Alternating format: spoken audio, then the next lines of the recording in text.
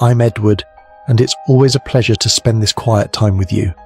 Share with us where you're listening from and what part of the day it is in your corner of the world. Be sure to subscribe so you can return for a new mystery every day. Now, let the story unfold. Chapter 1. Primroses by the Cart Track. Spring arrived in St. Mary Mead, as it always did, not with any particular announcement, but with a quiet accumulation of small signs that even the most preoccupied villager could not quite ignore. The hedgerows along the lane to Briar Meadow had begun to show the first tentative green of new growth, and the primroses, those faithful harbingers of warmer days, had appeared in modest clusters along the cart track that wound past the old mill pond and up toward the parish boundary. Miss Jane Marple noticed them on the morning of the 4th of April, as she made her way back from her customary inspection of the garden. She paused a moment beside the wooden gate that separated her cottage from the lane, observing the pale yellow flowers with the attentive pleasure of a woman for whom small beauties had never diminished with repetition. The birds were busy. The air smelled of warming soil. It was, she reflected, precisely the sort of morning that made one wish to attend to something useful. St. Mary Mead itself was never entirely without occupation. Even when nothing of apparent consequence was occurring, the village maintained a steady undercurrent of commentary, arrangement, and quiet social navigation that Miss Marple had long found both instructive and, in the best sense of the word, absorbing. People she had observed over many decades did not change their essential natures simply because the season changed, and spring, with its general encouragement toward new projects and renewed ambitions, had a particular way of bringing latent energies to the surface. This spring, the principal energy in question was that of Mr. Ronald Pierce. Mr. Pierce had retired the previous autumn from a career in surveying, a quiet and somewhat technical profession that had not previously given St. Mary Mead occasion to pay him much attention.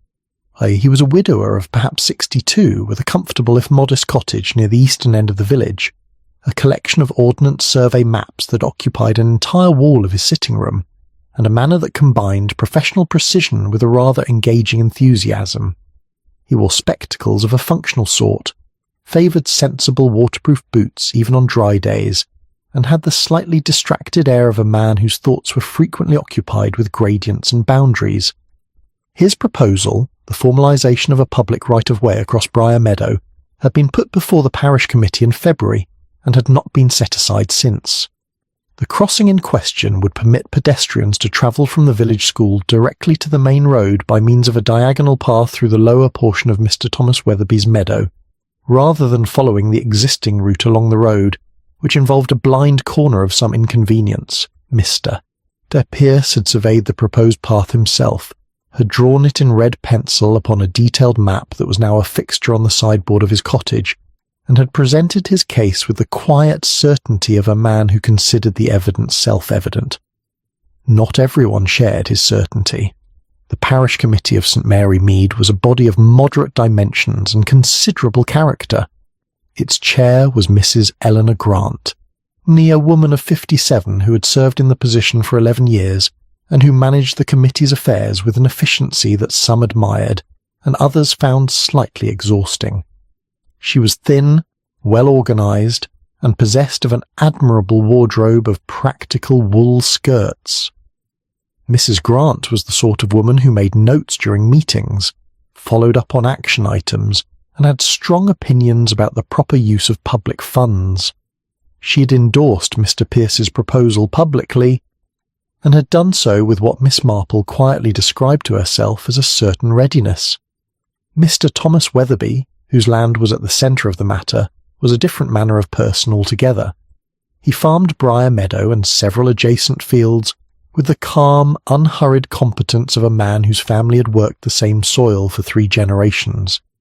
He was courteous in committee, as he was in all social circumstances, but beneath the courtesy there was a resistance, not exactly spoken, but present in the particular way he arranged his expression when the crossing was mentioned.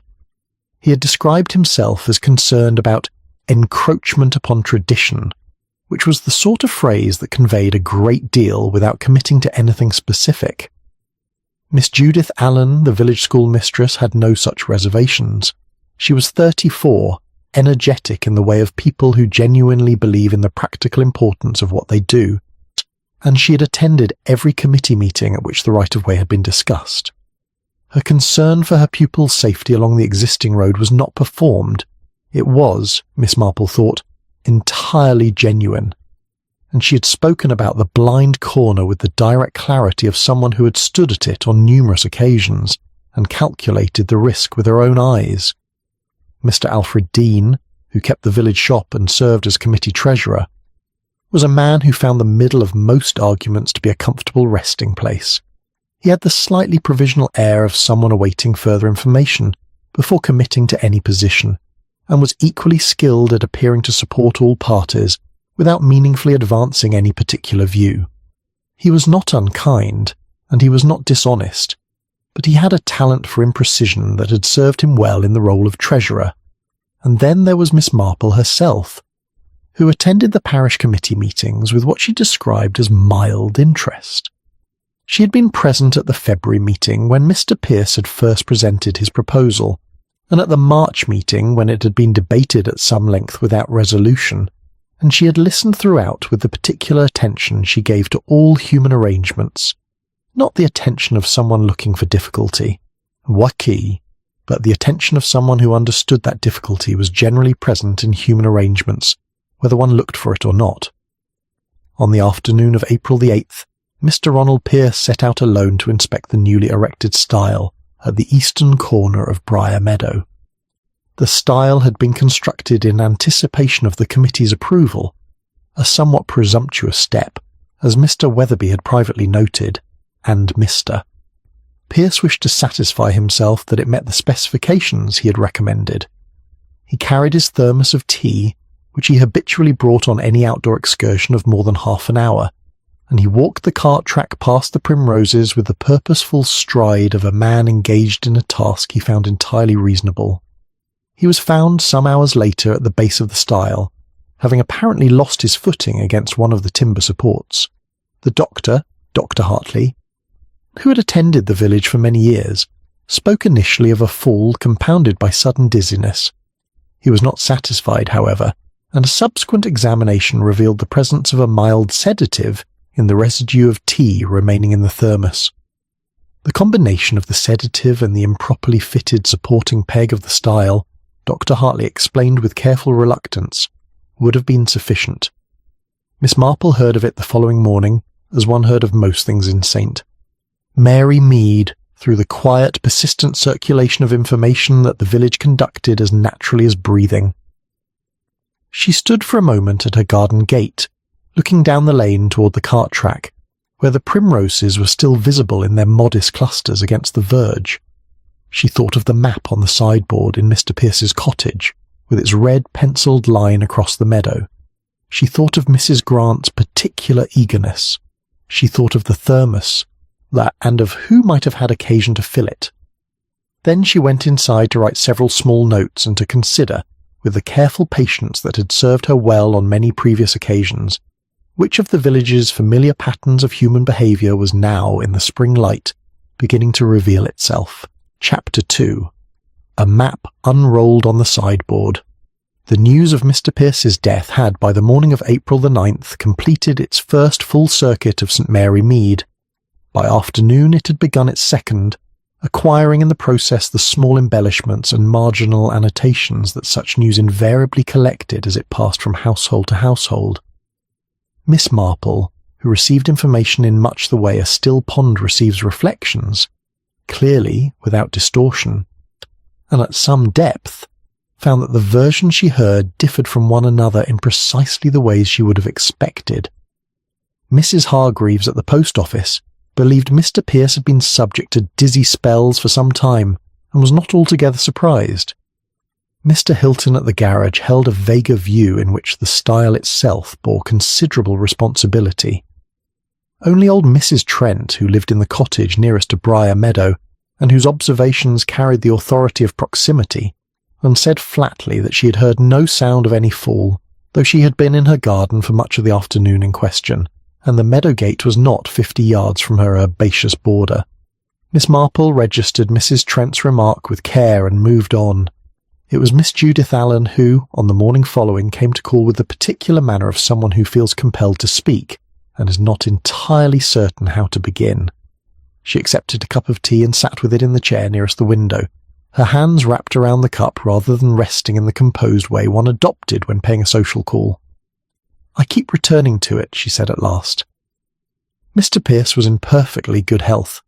I saw him at the hall only the week before, and he was entirely himself, brisk, purposeful, full of the crossing and what it would mean for the children on wet mornings. Miss Marple agreed that he had seemed in good order. "It is the thermos that troubles me," Miss Allen continued, setting her cup down with a small decisive motion. "He always brought it on his inspections, always, and he always filled it himself from that little kettle he kept on the sideboard at the hall.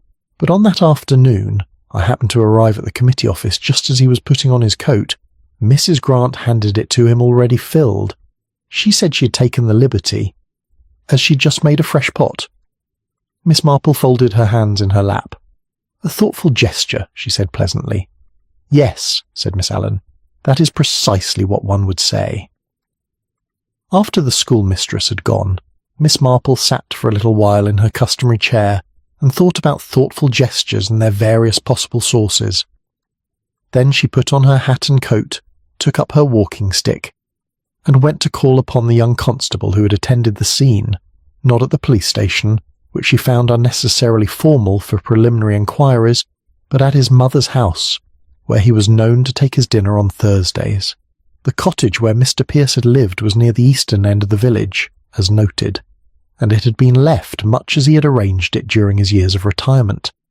The constable, a conscientious young man named Tippet, who had the earnest expression of someone determined to do things properly, had made a record of the contents of the main sitting room, and he was willing enough to share what he had observed with the lady of Miss Marple's apparent harmlessness.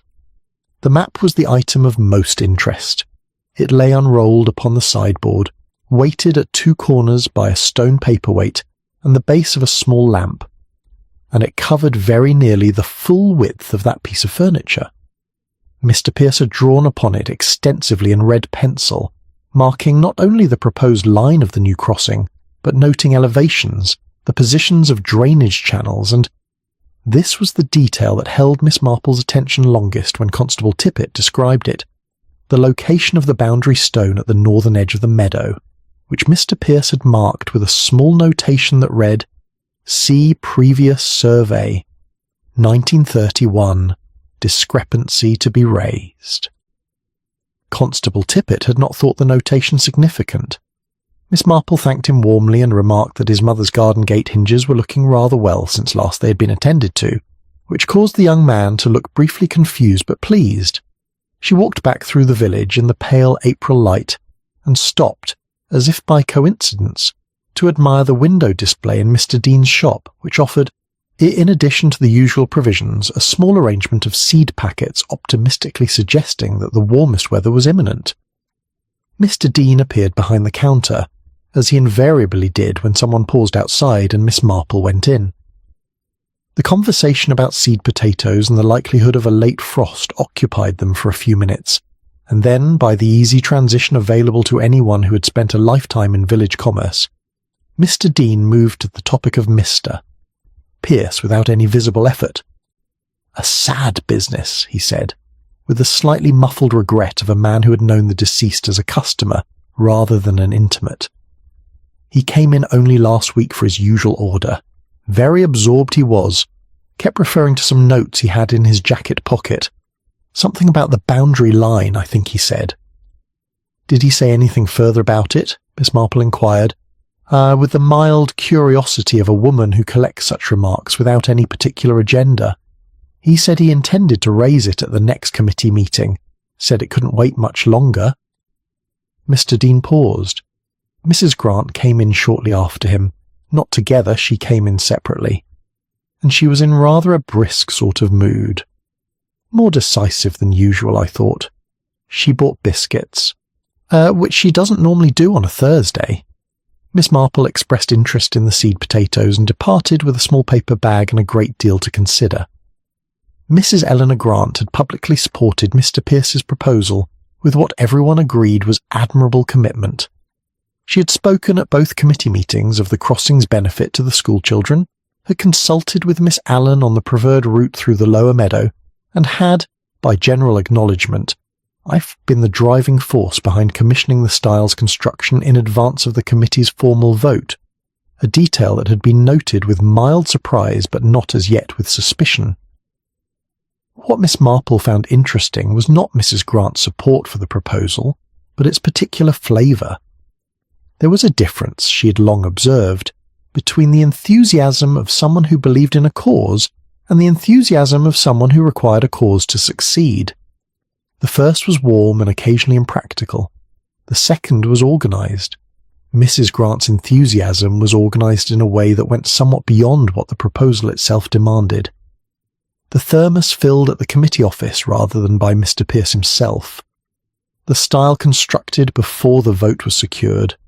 The brisk mood, the biscuits bought on the wrong day, the notation on the map that Mr. Pierce had intended to raise at the next meeting.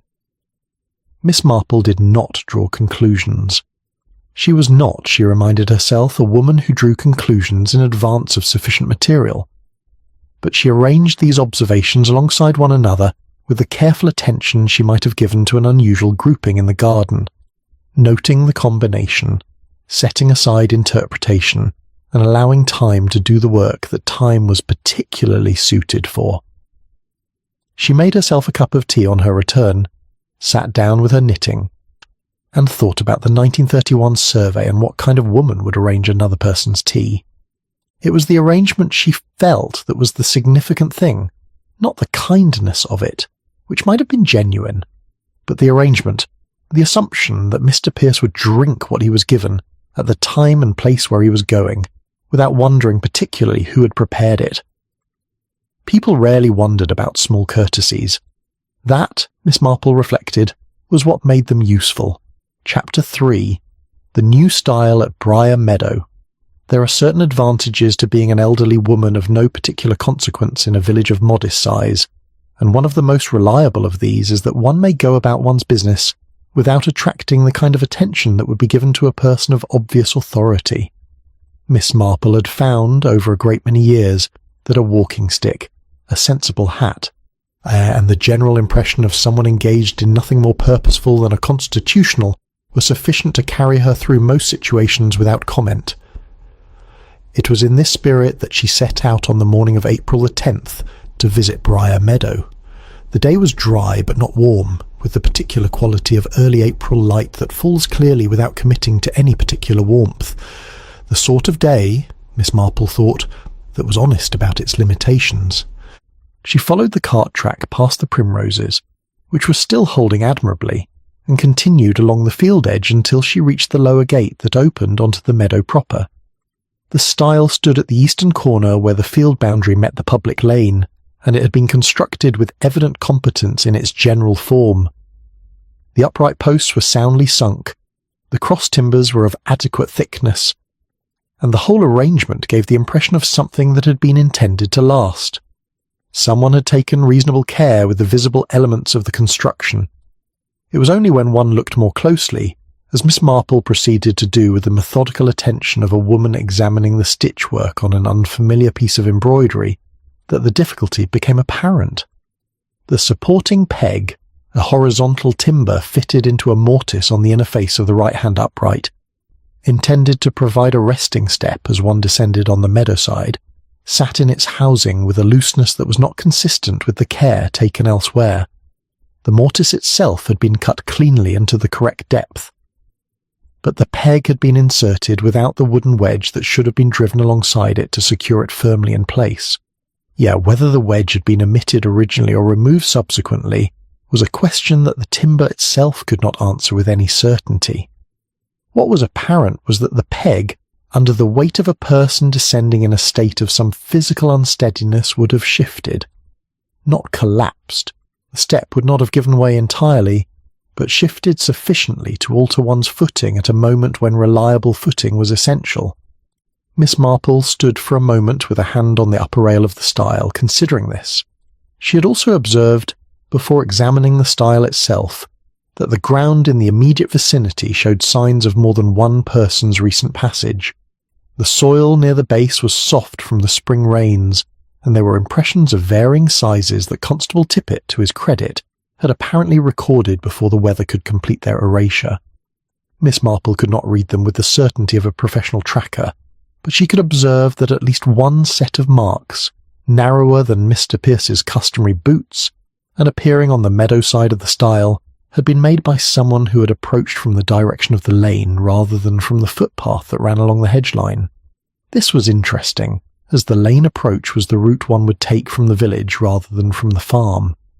She was engaged in this examination when she heard the sound of someone crossing the field from the direction of the farmhouse, and a moment later Mr. Thomas Weatherby appeared around the corner of the hedge, wearing his working coat and carrying a length of fencing wire with the casual competence of a man for whom such things were the natural equipment of a Tuesday morning.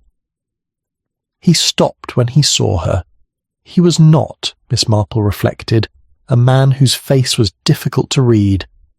Provided one had sufficient experience of the particular variety of English country reserve that expressed concern through very small modifications of an otherwise composed expression. He was concerned now. He was also, she thought, relieved in some way that she could not quite account for, as though her presence here was, unexpectedly, preferable to some other possibility he had been entertaining. "Miss Marple," he said, with the brief courtesy natural to a man who has been raised to acknowledge his elders without making a ceremony of it. "Mr. Weatherby, I hope you will forgive me for wandering. I wanted to see the stile for myself. At my age one forms clearer impressions from the thing itself than from descriptions, however well-intentioned." He came a little closer and looked at the stile with an expression that combined proprietorial concern with something more personal. "I told the constable," he said, that I had nothing to do with that peg. I said it plainly, and I meant it plainly. I know there are people who will think otherwise, because it is my land, and because I was not in favour of the crossing, and I can't prevent people thinking what they choose to think. But I did not touch it." "No," said Miss Marple, in a tone that was simply conversational rather than either challenging or reassuring. "I imagine you did not." "Mr." Weatherby looked at her with a directness that was in itself a kind of disclosure. "You imagine I did not," he repeated, as though testing the phrase for its precise meaning. "It seems to me," Miss Marple said, with the mild reflectiveness of someone thinking aloud, "that a man who was genuinely opposed to a public crossing over his meadow would have had a number of more straightforward ways to prevent it than interfering with a peg on a stile. He might have appealed to the county council, or engaged a solicitor, or simply declined to give his consent with sufficient firmness that the committee would have found itself obliged to reconsider. Loosening a support timber is a method that carries rather a great deal of risk for rather uncertain benefit. It is not the method of someone who has other options available." Mr. Weatherby was quiet for a moment. "I had a solicitor's letter half-drafted," he said at last. "I had decided to send it after the next committee meeting. There was the matter of the boundary stone as well. It had been moved. Pierce had noticed it and intended to raise it formally. I was going to request a full resurvey before any crossing was confirmed." He paused. "There was no reason for me to do anything to Pierce. He was the one man who might have clarified the boundary properly, which would have given me legitimate grounds to delay the whole business indefinitely." This was, Miss Marple reflected, a significant thing to say. It was said without apparent calculation, which made it the more worthy of attention. "Had you mentioned the boundary stone matter to anyone else on the committee?" she asked. "To Mrs. Grant, 2 weeks ago at the hall after the March meeting. She told me the stone's position had already been noted, and that it was a matter for the surveyor to determine. She was not particularly interested in discussing it." Miss Marple thanked him for his time, admired the quality of the fencing wire, which she knew nothing about but which seemed a safe subject, and began her walk back along the hedge line. It was when she'd gone perhaps 100 yards that she met Miss Allen, who was coming from the lane side in a state of purposeful pedestrianism that suggested the schoolmistress had also found herself drawn to the meadow that morning without having planned to be there. They fell into step together with the naturalness of two people for whom a shared walk requires no particular justification. "I have been thinking," Miss Allen said, after they had covered a little ground in companionable quiet, "about the morning of the inspection. I was at the hall until past 2 o'clock going over the attendance registers. Mrs. Grant had left well before me. Before noon, I should think. She said she had an errand in the afternoon. I did not think anything of it at the time." "Naturally not," said Miss Marple. "But if she went to the meadow, if she was there in the afternoon before Mr. Pierce arrived—" Miss Allen stopped walking. The timber showed signs of having been recently worked with. "Constable Tippet said as much to Dr. Hartley, and Dr. Hartley mentioned it when he was speaking to the churchwarden, and the churchwarden told my neighbour Mrs. A pool." She looked at Miss Marple with the directness of someone who has been carrying a thought for 2 days and has grown tired of carrying it alone. She would have had time, and she knew he was going there that afternoon because she had given him the thermos and told him to go while the light was good. Miss Marple said nothing for a moment. The hedge beside them was full of the small busy sounds of birds engaged in the serious work of spring, and a wood pigeon called from somewhere beyond the meadow boundary, with its customary unhurried repetition. "It is a serious thing to say of any person," Miss Marple said at last gently, "and seriousness of that kind requires more than an errand unaccounted for and a peg improperly fitted. Those things raise questions. Questions are not answers." Miss Allen nodded, but her expression was that of someone for whom the questions had already acquired a particular and uncomfortable shape. They parted at the lane, and Miss Marple walked on toward the village with her stick and her hat and her thoughtful, unhurried pace, turning over what she'd heard and what she had seen at the stile, and considering how much difference it made to a plan, any plan, however carefully laid, that the person it was designed to affect should turn out to be carrying 2 separate burdens at once, a loosened peg and something already dissolved in his tea. Neither alone, she thought. I would have been sufficient. Together in that April afternoon, they had been quite enough. Chapter 4. A thermos cap left on the gatepost. The thermos cap was a small thing. It was, in the ordinary way of small things, precisely the sort of object that one noticed without recording, touched without remembering, and later struggled to place with any confidence. It was silver-coloured aluminium, of the type standard to a particular make of vacuum flask sold in considerable numbers throughout England during the previous decade, and it had been found resting on the flat top of the wooden gatepost at the entrance to Briar Meadow, not dropped in the grass beside the post, not lying in the mud of the gateway, but set down with a deliberateness that was inconsistent with the carelessness of an accident. Constable Tippet had collected it, recorded it, and placed it among the items of interest from the scene with the conscientious thoroughness that was his principal professional virtue. He had not yet formed a view about what it signified. It was in his experience the kind of detail that one preserved against the possibility that it might later prove relevant, without yet knowing in which direction relevance might lie. Miss Marple, when she heard of it, through Constable Tippet's mother, who mentioned it without particular emphasis over the garden fence on the morning of April the 11th, thought about it with the steady application she gave to things that appeared simple, but contained, on closer examination, a small internal question. If the cap had been removed from the thermos by Mr. Pierce himself, it would most naturally have been set down on the ground nearby, or tucked into a coat pocket, or left beside the thermos on the grass. Setting it on the gatepost required a particular deliberate motion, a raising of the arm, a placement. It was the gesture of a man who intended to retrieve the cap in short order, which suggested he had removed it before crossing the stile, before descending therefore onto the meadowside, and had left it as a practical marker of his intention to return by the same route. A man in full possession of his steadiness, Miss Marple reflected, he would simply have carried the cap in his hand or his pocket. But a man whose hands were occupied, with the thermos in one, say, and his notebook in the other, might set it on the post as a matter of convenience. The question of when the sedative would have taken its effect was one she'd put with studied casualness to Dr. Hartley's receptionist, who was a talkative woman named Mrs. Firse, and who had a generous interpretation of what constituted medical information in the public interest. The preparation detected, Mrs. Verse had conveyed, with the authority of someone who had heard Dr. Hartley's notes being dictated, was of the type that worked gradually rather than suddenly. It would not have rendered Mr. Pierce immediately unsteady.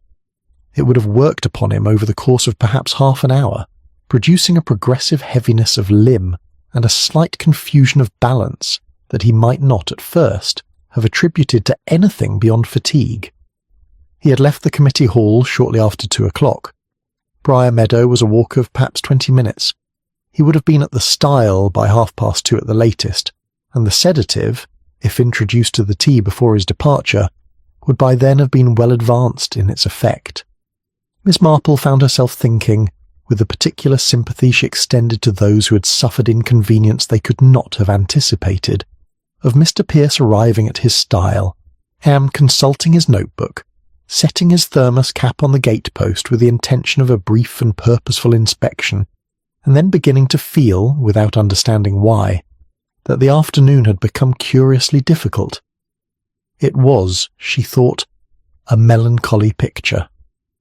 She was engaged with this reflection in her sitting-room on the afternoon of April the 11th when Mr. Alfred Dean appeared at her door, which was somewhat unexpected. Mr. Dean did not habitually make social calls, being a man whose leisure time was by his own account comprehensively occupied by the keeping of his accounts and the pursuit of a modest vegetable plot. He stood on the doorstep with the slightly uncomfortable expression of a man who has decided to do something and is not entirely certain it was the right decision. Miss Marple invited him in and provided tea and the remains of a ginger cake, and waited with the serene patience of someone who understands that people invariably arrive at their subject by their own route, and that hurrying them serves no one. Mr. Dean addressed the ginger cake, and then the weather, and then the general sadness of Mr. Pierce's death, and then, with the slightly increased directness of a man who has consumed 2 cups of tea and felt their clarifying effect, the thermos. "I have been thinking," he said, "that I ought to say what I saw, though I don't wish to make difficulties for anyone unnecessarily." Miss Marple assured him that saying what one had seen was rarely the source of difficulties. The difficulties, in her experience, had generally been present before anyone said anything. The saying merely clarified their position. Mr. Dean found this thought either reassuring or too philosophical to argue with, and proceeded. "On the afternoon in question," he said, "I was at the hall until shortly after 2. I had been going over some receipts for the committee. There were 1 or 2 figures I wanted to verify before the next meeting. Mr. Pierce came in at about 10 minutes to 2, collected his coat and his notes, and was preparing to leave. I was at the far end of the room. Mrs. Grant was at the table near the window where she usually sits." He paused, examining the middle distance with the expression of a man replaying a scene. "She handed him the thermos," he said. "She said she had made tea and that he might as well take it as the afternoon was cool. He thanked her in his direct fashion. He was not an effusive man, Pierce, and took it without opening it. He put it in his bag and left. Mrs. Grant watched him go, and then sat down again." "Did she say anything further?" Miss Marple asked. "She said, I'm fairly sure of this, because it struck me as slightly odd at the time, though I couldn't have said why. She said, more to herself than to me, that she hoped the inspection would go smoothly, and that there would be no more delays." Mr. Dean looked mildly troubled. It seemed an odd thing to say. Pierce was a thorough man. He would take exactly as long as the inspection required, and not a moment less. She knew that perfectly well. Miss Marple poured him a 3rd cup of tea. "Did Mrs. Grant often prepare tea for committee members in that way?" she asked. "As a general habit, I mean?" Mr. Dean considered this with the fairness of a treasurer applying himself to a balance sheet. "No," he said at last. "She was efficient, Mrs. Grant. Organised the meetings, kept the agendas, followed up on correspondence, but she was not particularly a woman who made tea for other people as a matter of course. That was more Mrs. Pembridge's line before she moved away." He set his cup down. "I ought to have thought of it sooner.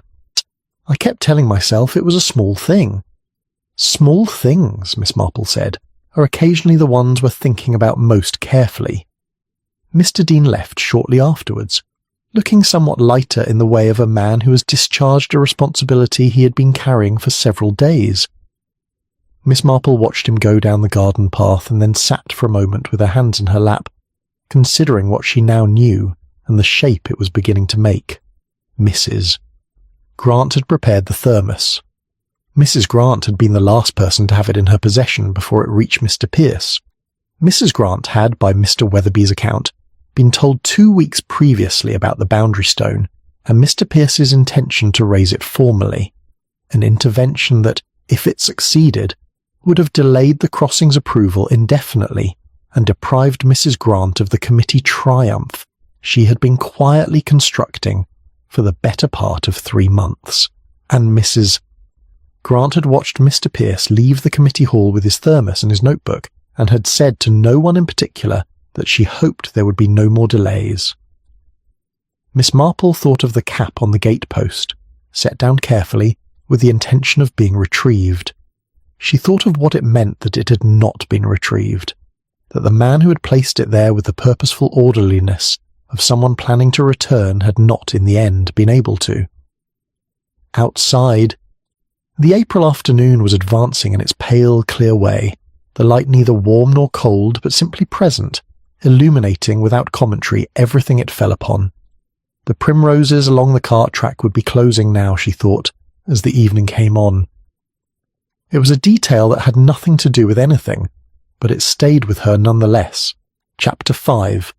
Polished Remarks at the Committee Table. The Parish Committee of St. Mary Mead met on the second Thursday of each month in the small room attached to the village hall that served, on alternating occasions, as a committee chamber, a flower-arranging workroom, and a repository for items that had not yet found their permanent home elsewhere. On the Thursday in question, the 14th of April, the folding chairs had been arranged with their customary precision.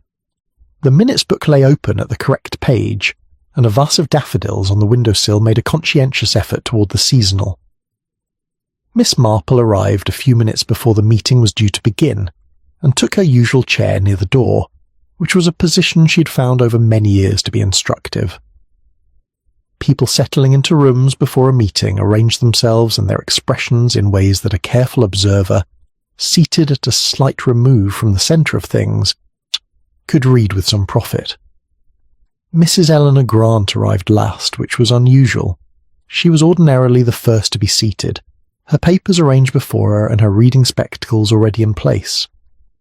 This evening she came in at 1 minute to the hour with the slightly compressed manner of someone who had been doing something that required concentration up until the last possible moment, and she took her chair at the head of the table with a composure that Miss Marple thought was doing a rather good deal of work. Mr. Thomas Weatherby sat to the left, with the carefully neutral expression he had presumably been cultivating since the previous week. Miss Allen was opposite him, her attendance book open before her as a prop she did not need, but which gave her hands something to do. Mr. Dean occupied his usual position near the treasurer's ledger, with the provisional air of a man who had recently said something definitive and was still deciding how he felt about having done so.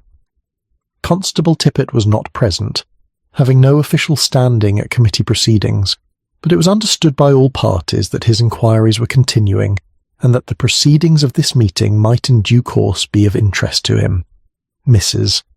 Grant opened the meeting with the practised fluency of someone who had done so on 40 or more occasions, and could manage the procedural elements while conducting an entirely separate train of thought.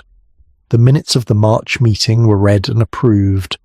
2 items of correspondence were noted, and then, with a pause that was slightly longer than the preceding pauses, and accompanied by a brief lowering of the eyes toward her papers, Mrs. Grant turned to the matter of Mr. Pierce. She spoke of him with warmth. That was the word that presented itself most readily to Miss Marple, though she turned it over several times to be certain it was the right one. The warmth was genuine in its materials. Mrs. Grant had known Mr. Pierce for 7 years, had served on committees with him, had respected his professional exactitude, but it had been arranged, Miss Marple felt, with a purposefulness that genuine warmth did not generally require. It was a warmth deployed, so it covered the available ground efficiently and without gaps. She spoke of his dedication to the village's practical welfare. She spoke of the crossing proposal as the culmination of a long-held concern for the safety of children on the road, and she spoke of it in terms that positioned Mr. Pierce not merely as its originator, but as something approaching its embodiment, so that to abandon or delay the proposal now would be to diminish the man himself. "I think we owe it to Mr. Pierce's memory," she said, with a steadiness that seemed to Miss Marple to require a certain internal effort, to see this through, to allow the crossing to proceed, completed in his honour, would be the most fitting tribute the village could offer. There was a brief silence of the kind that follows a statement of sufficient emotional weight that immediate disagreement feels ungracious. Miss Allen said that she agreed entirely, and that her pupil's safety made the crossing necessary on its own merits, which was true, and which landed in the room with the slight effect of a second argument being made where only one had been invited. Mr. Weatherby said that he had no current objection to the crossing proceeding, which caused Mrs. Grant to look at him with an attention she quickly redirected toward her papers.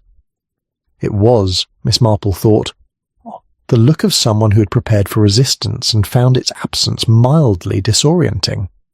Mr. Dean said that from a financial standpoint the budget for the stile construction had already been committed, which was the treasurer's way of observing that the question was largely academic at this point, which it was. The motion to proceed was passed. Mrs. Grant recorded it with a brisk efficiency that was her default register for the clerical aspects of meetings, and moved to the next item. What happened in the remaining 40 minutes of the meeting was, in terms of the parish's practical business, unremarkable. Arrangements for the spring maintenance of the war memorial were discussed. A letter from the county regarding road drainage was read. Mr. Dean reported that the committee's accounts were in order, but Miss Marple, who attended to the marginal as naturally as to the central, had noted several things during the course of the evening that she stored with care. The first was that Mrs. Grant had not mentioned the boundary stone. Mr. Pierce had intended to raise the matter of the boundary marker's recent displacement at this very meeting, and it was an item of legitimate committee business regardless of who had planned to raise it. Mrs. Grant, as chair, might reasonably have included it in the agenda as an outstanding matter from the previous period's work. She had not. Its absence from the agenda was a decision, made, presumably, at the point when the agenda was composed, and decisions of omission were, in Miss Marple's experience, sometimes more informative than decisions of inclusion. The second thing was the manner in which Mrs. Grant twice referred to the stile and its construction as though its existing condition were entirely satisfactory. She spoke of the crossing being very nearly ready, and requiring only minor completion. The peg, and what had occurred at the peg, and was present in the room in the way that an unacknowledged but obvious thing always is, occupying space without being named. The third thing, and this was the one that engaged Miss Marple most particularly on her walk home afterward, was the moment near the end of the meeting when village gossip entered the room, as it invariably did, through the medium of Mr. Dean's conversational afterthoughts. He had mentioned, with the mildness of a man simply accounting for the general state of local opinion, that several people in the village had been saying that Mr. Weatherby's objection to the crossing gave him a reason to have tampered with the stile. He said this without apparent malice, as a report of existing sentiment rather than a contribution to it. Mr. Weatherby had remained composed, and only said quietly that he had answered all questions put to him by Constable Tippet, and was satisfied that the matter would resolve itself correctly. But it was Mrs. Grant's response that Miss Marple carried home with her. Mrs. Grant had made a small sound, not quite agreement, not quite dissent, and had looked at the table with an expression that Miss Marple placed, after some consideration, as discomfort. Not the discomfort of someone hearing an unjust accusation levelled at an innocent man, which had a particular quality of active objection. This was the discomfort of someone watching a consequence unfold that had not been precisely intended. Suspicion, Miss Marple reflected as she walked the lane back toward her cottage, was a thing that one could not always direct with accuracy once set in motion. It had its own inclinations.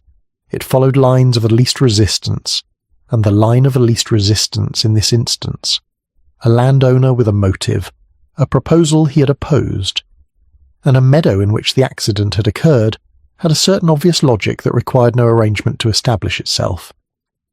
Whether it had been anticipated or not was a question Miss Marple was not yet in a position to answer with confidence. But she thought, turning her key in the cottage door as the April evening settled around the village with its quiet finality, that there was a difference between a consequence that surprised one and a consequence that one had simply not examined carefully enough in advance. Both could produce the same expression. It required some patience to distinguish between them. Chapter 6. An umbrella propped in the vestry. Memory, Miss Marple had long observed, was a faculty that operated on its own schedule. It could not be summoned to order, but it arrived reliably when one left the mind sufficiently unoccupied, during the washing up, or the winding of a clock, or those quiet minutes before sleep when the day's accumulations settled and sorted themselves into their proper arrangement. It was during the washing up on the morning of April the 15th that the umbrella returned to her. She had been thinking with one portion of her attention about the committee meeting and the absent boundary stone item, and with another portion about whether the sweet peas along the south-facing fence required any further attention before the weather turned properly warm, when the image presented itself with the quiet insistence of something that had been waiting for exactly the right moment of receptiveness. The morning meeting, not the evening committee, but the earlier meeting on the same day as Mr. Pierce's inspection, a brief gathering of the church flower committee, held at 10 o'clock in the small vestry of St. Bartholomew's, to which both Miss Marple and Mrs. Grant belonged, and which concerned itself principally with the arrangement of seasonal flowers and the allocation of the modest budget set aside for this purpose. It had been a routine occasion, not more than 40 minutes in duration, and Miss Marple had attended it without any particular expectation of interest. What she had noted, and then set aside without fully registering its significance, was the umbrella. Mrs. Grant's umbrella was a sensible article, dark green, of good quality, with a polished wooden handle and a brass ferrule that had been resoled perhaps 2 or 3 years previously. Miss Marple knew it by sight in the way that one knows the accessories of familiar acquaintances, not from any particular attention, but from the accumulated effect of repetition. It had been propped against the vestry wall beside the coat stand, in the position one placed an umbrella brought in from the weather. But on the morning of April the 8th the weather had given no indication whatever of rain. Miss Marple could confirm this with the certainty of a woman who consulted the sky each morning before determining her footwear, and who had been wearing her lighter shoes that day without any anxiety. The sky had been entirely clear. No one else at the flower committee had brought an umbrella. She rinsed the last cup and set it on the draining board and thought about this. An umbrella brought on a dry morning had not been brought in anticipation of rain. It had been brought because its bearer required it for some other purpose, or because its bearer was accustomed to carrying it and had done so without reflection, or, and this was the possibility that commanded Miss Marple's fullest consideration, because it had already been used the previous afternoon or evening in circumstances that had left some trace upon it, and had been taken to the vestry meeting before its owner had had occasion to clean or put it away. She dried her hands, went to her writing desk, and composed a note to the Reverend Mr. Collard, inquiring whether the vestry's collection of items left behind by parishioners over recent months might be examined at his convenience, as she believed she might have mislaid a small pair of embroidery scissors at some point during the winter. The embroidery scissors were, in fact, in the second drawer of her sewing table, where they had been for some months. But the note served its purpose. Mr. Collard replied the same afternoon. He was a man of exemplary promptness in correspondence, and by 4 o'clock on Saturday Miss Marple was seated in the vestry with a cup of the slightly overstewed tea that Mr. Collard's housekeeper produced as a matter of routine, ostensibly examining a tray of accumulated small objects, and in fact examining the vestry itself with the composed attentiveness that she reserved for situations where looking without appearing to look was the essential skill. The umbrella stand near the door held 3 umbrellas belonging to various members of the church. None of them was Mrs. Grant's, but the flagstone floor of the vestry, which was old and uneven, and had gaps between its stones that collected whatever was carried in from outside, showed, near the place where Mrs. Grant's umbrella had stood, a faint dark discoloration of the kind left by damp earth allowed to dry in place. It was a small thing, and Mr. Collard's housekeeper, who cleaned the vestry on Fridays, had reduced it to a remnant. But a remnant was sufficient.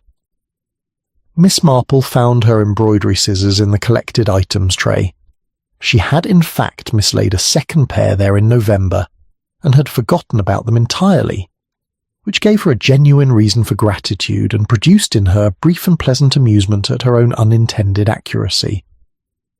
She walked home by way of Church Lane, which passed the back of Mrs. Grant's garden, and which was a route she took from time to time when the alternative path was muddy. There was nothing unusual about it. She did not slow her pace, but she noted as she passed the garden gate that Mrs. Grant's garden shed stood open, and that among the tools visible within it, the orderly arrangement of a practical woman, a long-handled instrument was propped against the wall at an angle that suggested recent use. She did not stop. She did not look for longer than the passage of a woman at a natural walking pace required.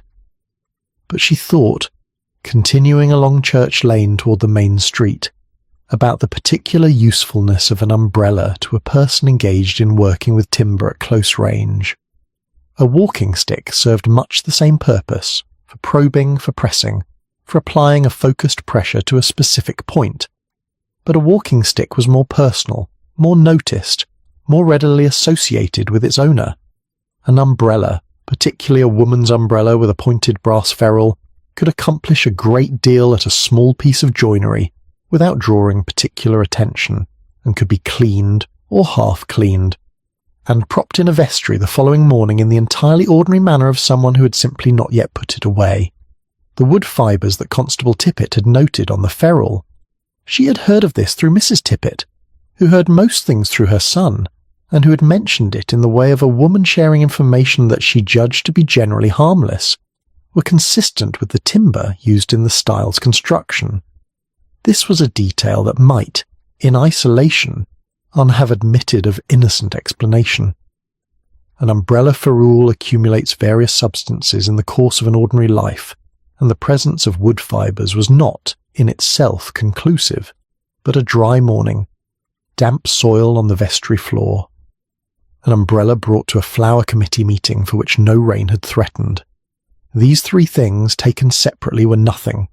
Together, and set alongside everything else that Miss Marple had been quietly assembling over the course of the week, they formed a portion of a picture that was becoming, with each passing day, more clearly defined. She stopped at Mr. Dean's shop on her way back, and purchased a small quantity of thread and a pot of marmalade, and exchanged with Mr. Dean the customary remarks about the weather and the general progress of spring, and learned, as one always learned something from Mr. Dean's shop when one paid attention, that Mrs. Grant had been in that morning, and had been, in Mr. Dean's considered phrase, rather more herself than she had appeared at the committee meeting, which Miss Marple interpreted to mean that the controlled composure of Thursday evening had relaxed into something more like ordinary routine.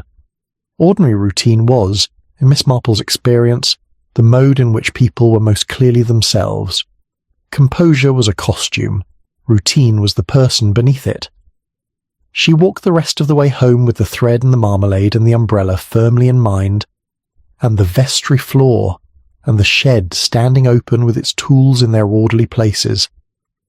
And she thought about what it meant that a woman who was, in every visible respect, a capable and organized person, a woman who arranged meetings and followed up correspondence and had strong opinions about the proper use of public funds, should also be a woman who had carried a wet-tipped umbrella into a flower committee meeting without thinking to wipe it first. Because that was the small and entirely human error at the centre of it. Not intention, not elaborate design, simple haste. Chapter 7. A boundary stone recently shifted. There is a kind of knowledge that accumulates in a village over generations and is stored not in any written record, but in the collective memory of those who have walked the same fields long enough to notice when something is not as it was. Miss Marple had found this distributed knowledge, resident in the observations of farmers, postmen, and elderly gardeners, to be, on a number of previous occasions, considerably more precise and reliable than any official document. It was in pursuit of this kind of knowledge that she walked, on the morning of April the 17th, to the farmhouse of Mr. Edwin Prout, who had worked land adjacent to Briar Meadow for the better part of 40 years, and who was, at present, engaged in the mending of a fence along his eastern boundary. Mr. Prout was 71, and looked broad-shouldered in the reduced way of a man whose considerable physical strength had settled with age into something more compact, and he had the slow, considered speech of someone who did not see the merit in saying a thing more quickly than it could be said properly. He acknowledged Miss Marple's approach with a nod, and continued working for a moment before setting down his tools with the deliberateness of a man who had decided that a conversation was going to be worth his time, or as she asked him directly enough about the boundary stone at the northern edge of Briar Meadow, the one that Mr. Pierce had annotated on his map with a reference to the 1931 survey. She asked whether Mr. Prout had noticed anything unusual about it in recent months. He looked at her with the particular expression of a man who has noticed something and has been waiting with diminishing patience for someone to inquire about it. "Moved," he said. "3 weeks ago, give or take. I walk that edge on the 1st of each month as a matter of habit, have done for 30 years, and the stone was where it had always been at the 1st of March. By the week before last it was 6 inches inward." He paused, not settled, not slipped, moved. The ground round it had been disturbed and then pressed back down, but not by anyone who had done it before. The surface was uneven. Miss Marple asked whether he had mentioned this to anyone. "Told Weatherby," said Mr. Prout, "and Pierce. When I saw him at the post office a fortnight since, Pierce got very attentive when I told him, said he had suspected as much and would take measurements and raise it at the committee." "Did you tell anyone else?" Mr. Prout gave this question the consideration it warranted. "No one asked me," he said, which was not quite an answer, but contained within it the implication that the absence of inquiry had kept him quiet, and that the presence of it was now sufficient to produce disclosure. Miss Marple thanked him, admired his fence repair with a sincerity that was partly genuine. He had done it well, and walked back along the field edge toward the northern boundary of Briar Meadow. The boundary stone was, she found, a squat granite marker of the kind common to the area, roughly a foot in height, with a surveyor's mark cut into its upper face that had been there, in all probability, since before the 1931 survey to which Mr. Pierce had referred. It sat in a shallow depression at the field corner, surrounded by a modest growth of rough grass that had been pressed down and incompletely restored, exactly as Mr. Prout had described.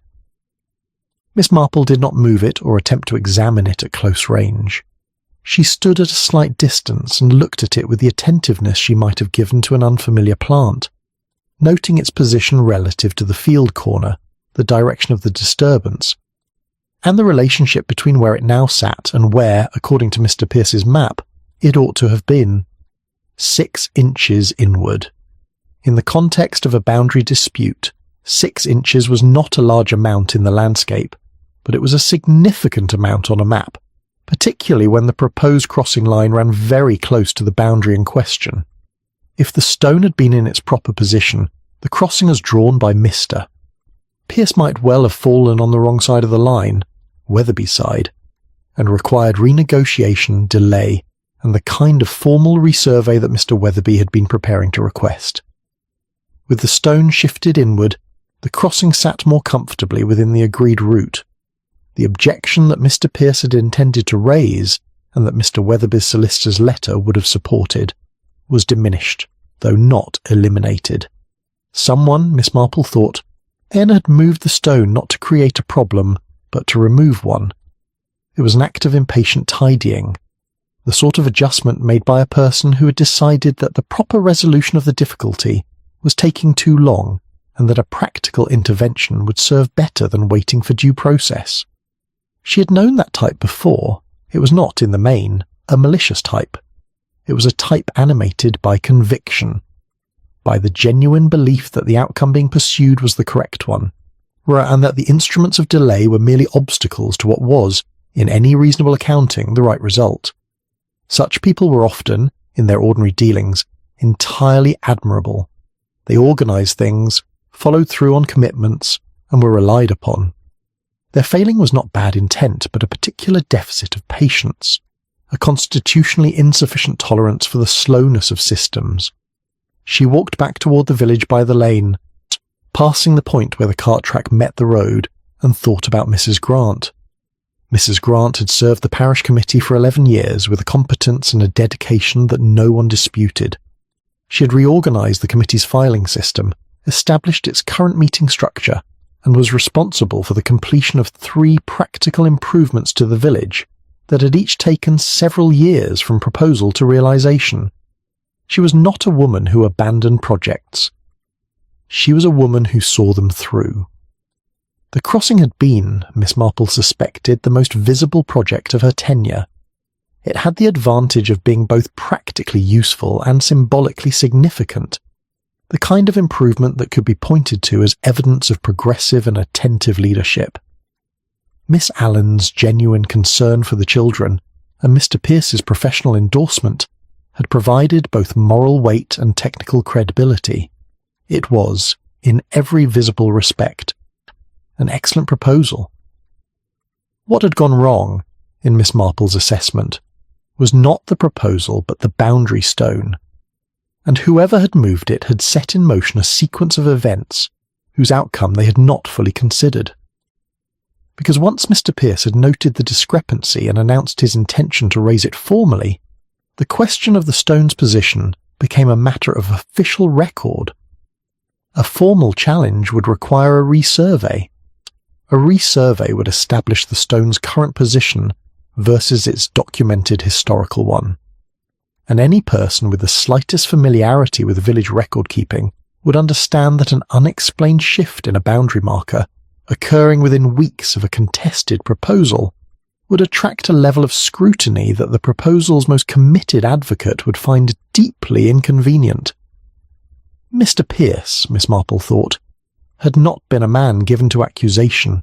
Then he had been a surveyor, a man of measurements and documented facts. He would not have pointed to Mrs. Grant. He would have pointed to the stone and the ground around it and the 1931 survey and let the measurements speak.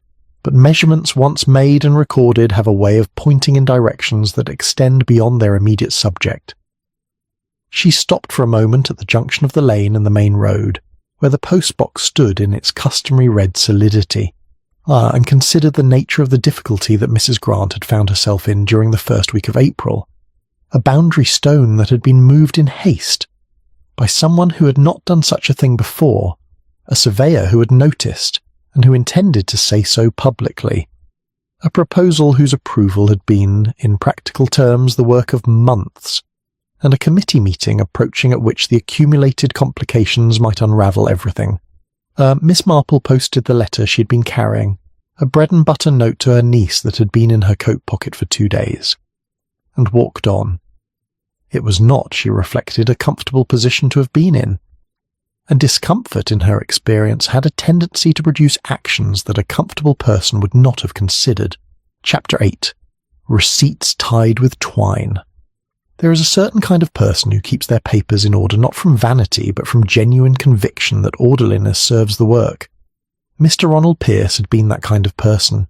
His cottage, when Constable Tippet had attended to its contents following the inquiry's widening scope, presented the papers of a careful man, correspondence filed by year, survey notes organised by location, in committee documents separated from personal accounts with a precision that reflected professional habit carried into private life. Constable Tippet had made a thorough inventory, as was his way, and it was from a copy of this inventory, provided to Miss Marple with the slightly self-conscious generosity of a young man who has begun to understand that he is being helped more than he is helping, that she learned about the receipts. They were in a manila folder at the back of the second drawer, tied with a length of brown garden twine that Mr. Pierce had apparently used as a general binding material throughout his filing system. There were 11 of them, spanning a period of approximately 6 weeks, and they documented the purchase and delivery of the timber used in the stile's construction. The supplier was a builder's merchant in the next market town, and the prices recorded were, by any reasonable assessment, instantly lower than the current market rate for materials of that quality. The receipts had been made out to the parish committee, which was correct as the style was a committee project. But several of them bore, in addition to the committee's name, a handwritten notation in a second hand. Not Mr. Pierce's careful surveyor's script, but a rounder, more compressed writing that Constable Tippett, with commendable thoroughness, had compared against the committee's minute books and identified as Mrs. R. Grant's. The notation was not elaborate. On 4 of the receipts it read simply, arranged, e.g. On 2 others, rate confirmed. On 1, the most recent in the sequence, do not query with supplier. Miss Marple read Constable Tippett's transcription of these notations twice, and then set it down and looked out of her sitting-room window at the garden, where the sweet peas were showing their first small leaves along the south-facing fence. Do not query with supplier was an interesting instruction to write on a receipt destined for a committee treasurer's records. It was the kind of instruction written by someone who had made an arrangement that fell outside the committee's ordinary procurement process and who wished to prevent the arrangement from being examined too closely. The discounted rate in itself was not improper. Donors and supporters sometimes provided materials to community projects at reduced cost, and this was considered a generosity rather than an irregularity. But such donations were customarily declared at committee meetings and noted in the minutes. Miss Marple's recollection of the minutes from the relevant period, which Constable Tippett had also obligingly provided, contained no such declaration. The arrangement had been Mrs. Grant's, and had been made without disclosure. Miss Marple found herself thinking, with the mild melancholy that such reflections produce in a person of sympathetic disposition, about what this meant in terms of Mrs. Grant's position in the weeks preceding Mr. Pierce's death. It was not merely the boundary stone, it was not merely the proposal's timeline, it was the accumulated weight of several decisions, each made with what was presumably good intent. That had together produced a situation in which any formal investigation of the project would reveal not one irregularity but a connected series of them. She was still considering this when Miss Allen knocked at the door in the early afternoon. Miss Allen had been to see Mr. Pierce's solicitor that morning, a matter of her position as one of the signatories on the committee's letter formally endorsing the crossing proposal, which required some clarification in the circumstances, and she arrived in the particular state of careful composure that follows a conversation of some weight. She accepted tea and did not immediately speak of what was on her mind, which was itself informative. Miss Allen was not a woman given to circling. When she circled, there was a reason. Mr. Hargreaves, the solicitor, mentioned that Mr. Pierce had made an appointment with him for the 16th, she said at last. The appointment was to discuss a formal complaint, a complaint about the procurement process for the style materials. She looked at her cup. He had apparently been troubled by the receipts for some weeks. Miss Marple said that she could understand why he might have been. The appointment was never kept, Miss Allen continued. Mr. Pierce died on the 8th. She said this without apparent intention of elaborating, which was in itself the elaboration. After Miss Allen had gone, and Miss Marple sat for a little while without knitting or any other occupation, which was unusual enough in her daily arrangement to signify that the thinking she was engaged in required the whole of her attention. The picture was now, she considered, very nearly complete. Not complete in the evidentiary sense that Constable Tippett would require before taking any action. She was clear-eyed about the difference between understanding a thing and being able to establish it in the manner that official proceedings demanded, but complete in the sense that mattered most to her own apprehension of what had occurred. Mrs. Grant had moved the boundary stone, probably alone, probably in the evening, with the long-handled tool Miss Marple had glimpsed in the garden shed.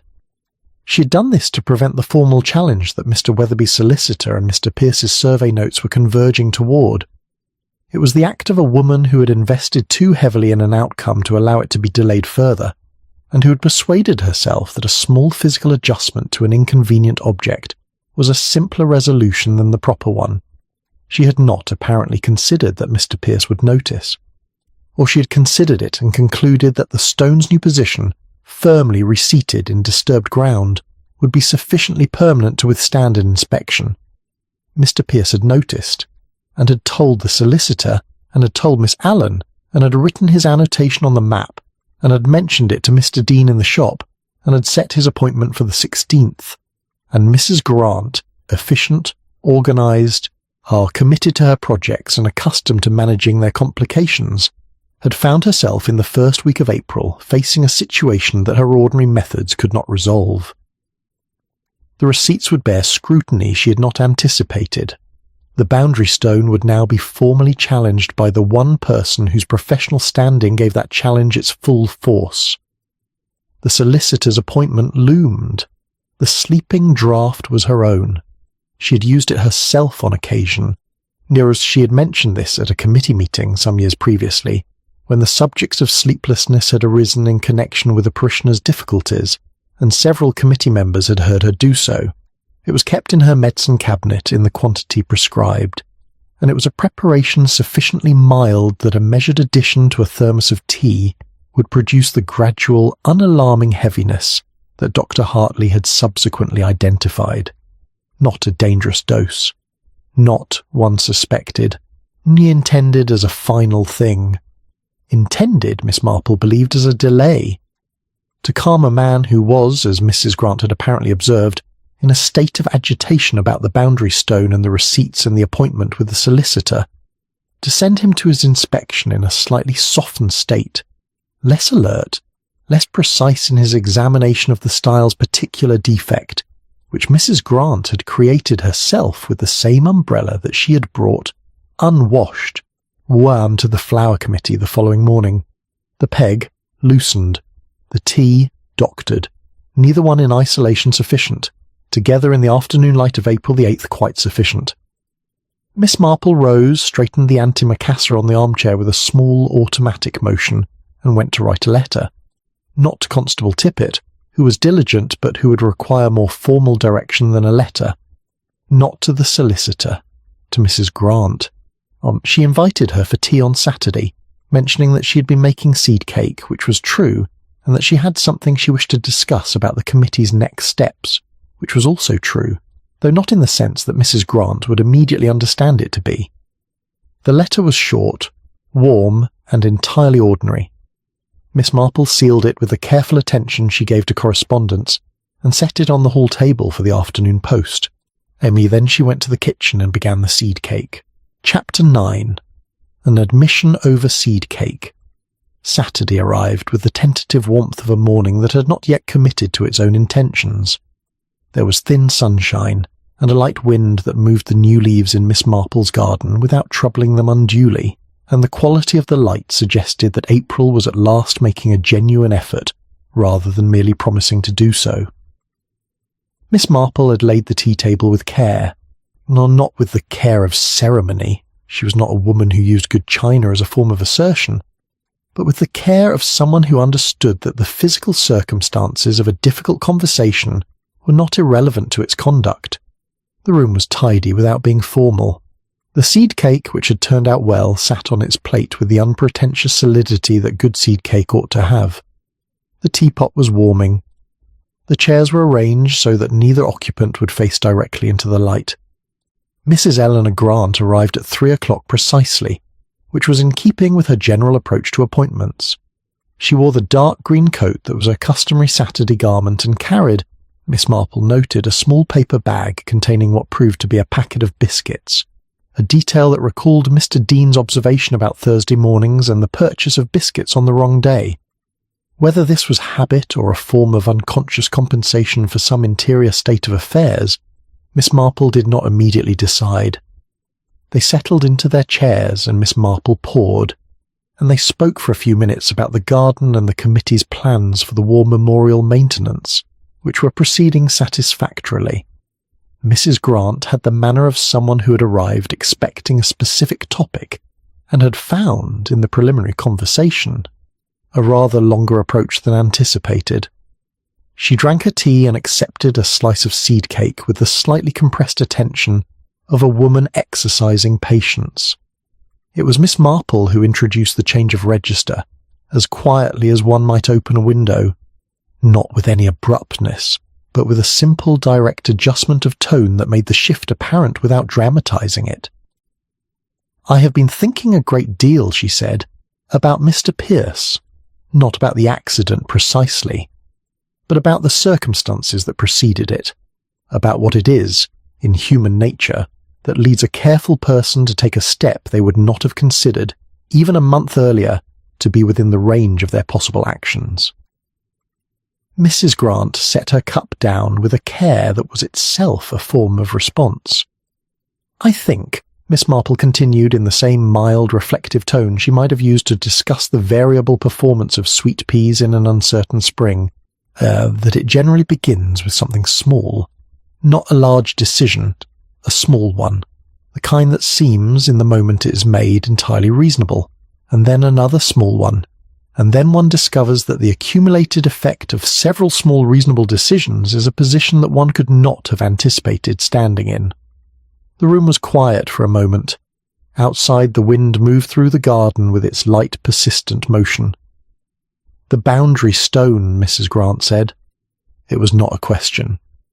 "Among other things," Miss Marple said, "though the stone was, I think, where it began in earnest." There was a silence of some duration. It was not a hostile silence. It had the quality of a held breath, a moment in which something that had been contained for a fortnight was making its decision. "I moved it," Mrs. Grant said. Her voice was level. "In the evening, with the border fork. I knew the ground well enough. I had walked that boundary 12 times since the proposal was first drafted." She looked at her hands, which were folded in her lap with a composure that appeared to require some maintenance. "I told myself it was barely a difference, 6 inches, in the context of a 3-acre meadow, and in the context of the 1931 survey. A material difference." She acknowledged it directly without evasion, which Miss Marple noted. Pierce knew. He had the old maps. He came and looked at it himself after Prout mentioned it to him, and then he booked the appointment with Hargreaves, and I understood that whatever I had done to simplify things had instead made them considerably more complicated. Miss Marple offered her more tea, which Mrs. Grant accepted, and there was a brief ordinary interval of pouring and the small sounds of the domestic afternoon. "The tea," Miss Marple said when they had resettled. She did not say it as an accusation.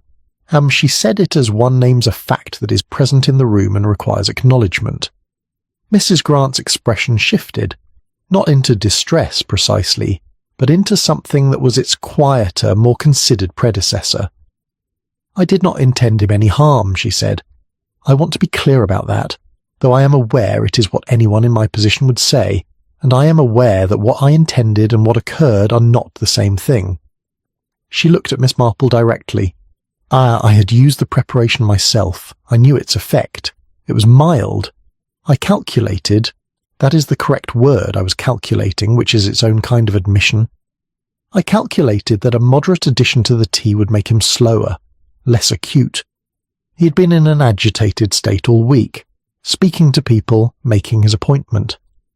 I thought that if he went to the stile that afternoon in a slightly quieted state, he might look at it less thoroughly. Mum and the peg, which I had already adjusted, would not bear his weight in the way that a man in his full— She stopped. "His full faculties," Miss Marple said gently. "Yes." The word came out smaller than the ones preceding it. I had not thought about the compound effect. I understood each part separately. I had not understood what they would be together. One reads such things and thinks that one is being careful, and discovers that careful is not the same as thorough. Miss Marple looked at her with the steady compassion of someone who has observed human failing in its many varieties, and has not, at this late stage, ceased to find it genuinely sorrowful. "You wish the village to move forward," she said. Mrs. Grant's chin lifted slightly. "I did. I do. The crossing is the right thing for this village, and it was the right thing before any of this happened. Pierce himself believed in it." She paused. "I have told myself that many times in the past fortnight." "I imagine you have," said Miss Marple, "and I imagine you have also told yourself that believing in a right outcome is not the same as having the right to determine how others are managed in relation to it." The silence that followed was of a different quality from the earlier ones. Mrs. Grant looked at the seed cake, and then at the window, and then at Miss Marple.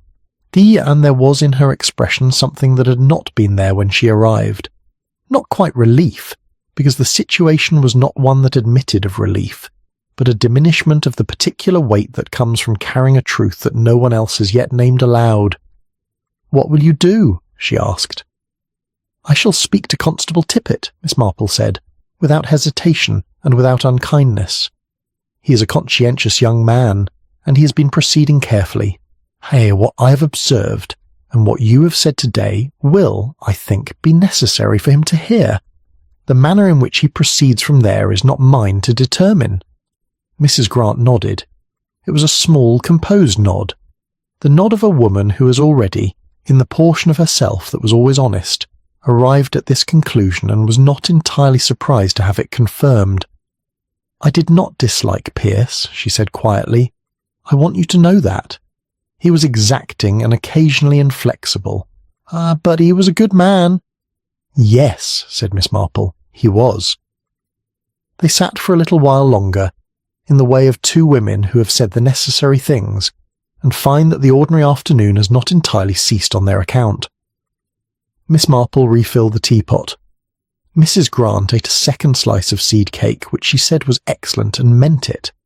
Outside, the spring light moved across the garden with its unhurried consistency, and falling on the sweet peas and the primroses and the path between the cottage and the gate, neither altered nor diminished by what had been said within. Chapter 10, the brass plaque in the village hall. May came to St. Mary Mead with the undemonstrative reliability of a season that has no particular need to announce itself. The hedgerows filled, the mornings lengthened by increments that were perceptible only in retrospect, so that one noticed one evening that the light was still present at 7:30, and could not precisely say when it had acquired this habit. The sweet peas along Miss Marple's south-facing fence came into their own at last, as she had expected they would, and the cart track to Briar Meadow was, by the third week of the month, used every school morning by a small stream of children whose wellies left clear impressions in the softer portions of the path. The crossing had been completed quietly, as such things are completed when the circumstances surrounding them have made ceremony feel inappropriate. Mr.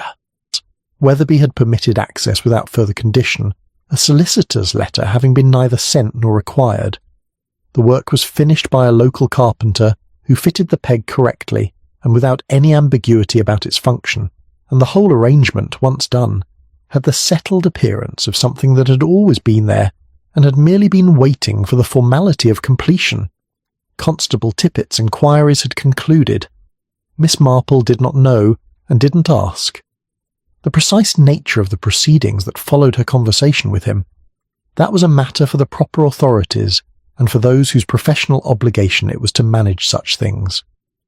What she knew was that Mrs. Grant had made a full statement, and that the statement had been given with the composure one might have expected from a woman who had, in the end, declined to be anything less than honest about what she had done.